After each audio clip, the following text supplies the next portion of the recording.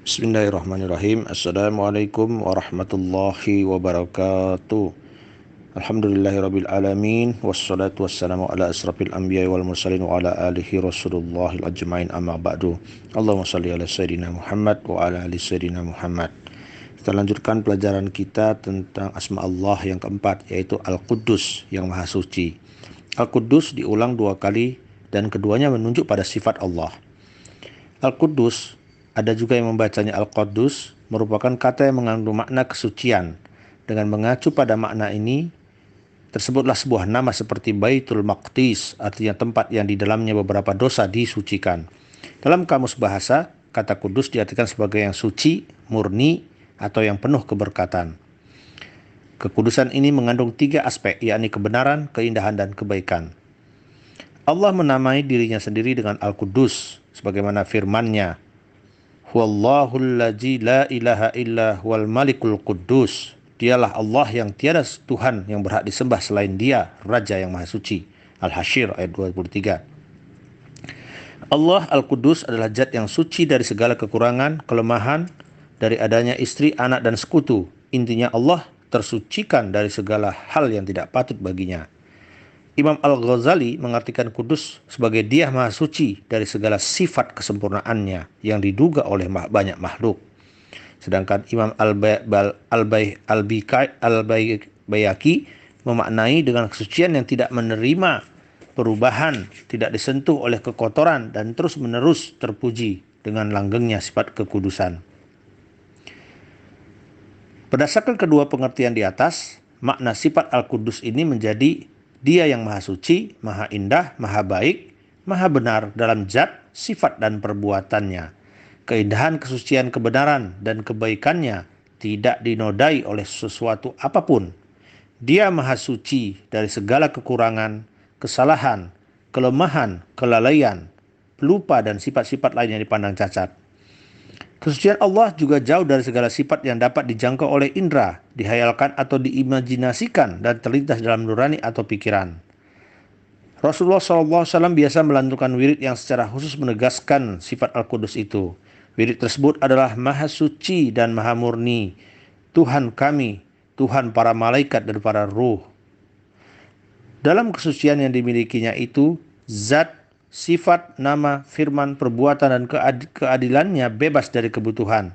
Kesuciannya bersifat kekal, tidak terikat kepada ruang dan waktu. Kesucian Allah diagungkan oleh seluruh makhluknya. Allah berfirman, senantiasa bertasbih kepada Allah apa yang ada di langit dan apa yang ada di bumi. Raja yang Maha Suci, yang Maha Perkasa lagi Maha Bijaksana. Al-Jumu'ah ayat 1. Sifat Al-Quddus tersebut, maka ketika kita terjemahkan dalam kehidupan sehari-hari kita sebagai hamba, maka refleksi dan peran sosial ekonomi sifat Al-Quddus ini yang pertama adalah menjaga kesucian niat.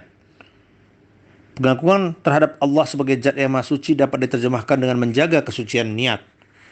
Niat yang suci yaitu niat yang hanya mengharap pada ridho dari yang Maha Suci. Sebaik apapun amalan yang kita lakukan, memang tidak akan memiliki nilai di hadapan Allah tanpa diiringi niat yang suci.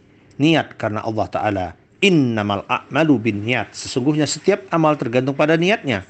Dan sesungguhnya setiap orang akan memperoleh pahala sesuai dengan apa yang diniatkannya. Ketika kita melakukan perbuatan baik yang dilandasi niat suci, saat itu pula Allah menetapkan kebaikan bagi kita. Kebaikan kita bertambah karena Allah mencurahkan keberkahan atas hasil yang telah dicapai.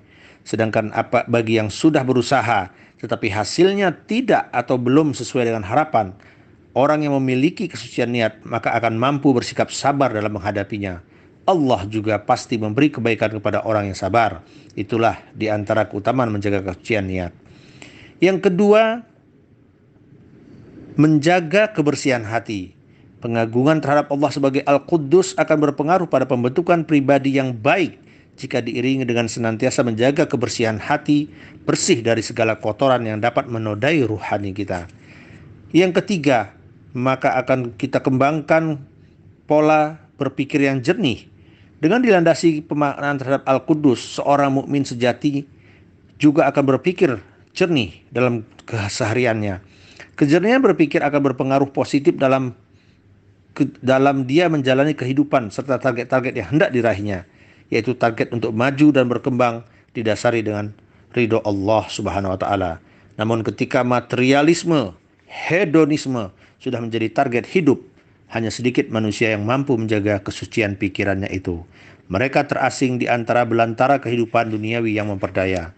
Demikian sifat Al-Qudus kita maknai dalam kehidupan kita menjadi tiga: suci niat, suci niat dan kebersihan hati, serta mengembangkan pola pikir yang jernih. Al-Qudus akan menjadi landasan mental kehidupan kita, maka kita akan menjaga kebersihan fisik, kebersihan lingkungan, kebersihan jiwa. Fisik, jiwa, dan lingkungan itu akan menjadi sumber kehidupan manusia untuk menjaga kebersihan hati, kebersihan niat, dan kebersihan pikirannya. Kita jaga lingkungan rumah kita dari kekotoran. Kita jaga fisik kita dengan kebersihan. Mandi teratur, gosok gigi, berwudu, memotong kuku, mencukur rambut termasuk bulu kemaluan, beristinja sehabis buang air, dan sebagainya. Menjaga kebersihan jiwa berarti menjauhi niat selain karena Allah. Menjauhi sifat yang bersifat ria, ujub, pamer, sombong, takabur, iri, dengki, benci, dendam, dan hasud. Kemudian bertindak bersabar, tidak berkata dusta, kasar, dan kotor, tidak memandang hal yang diharamkan, tidak senang mendengar ucapan-ucapan rendah dan keji, jernih dalam berpikir, menjauhi tindakan amoral, berbaik sangka kepada Allah dan orang lain, senantiasa beribadah dan berzikir kepadanya. Demikian makna dari asma Allah Al-Qudus. Mudah-mudahan bermanfaat. Wabillahi taufiq wal hidayah. Al-haqqu rabbi fala takuna minal muntarin. Assalamualaikum warahmatullahi wabarakatuh.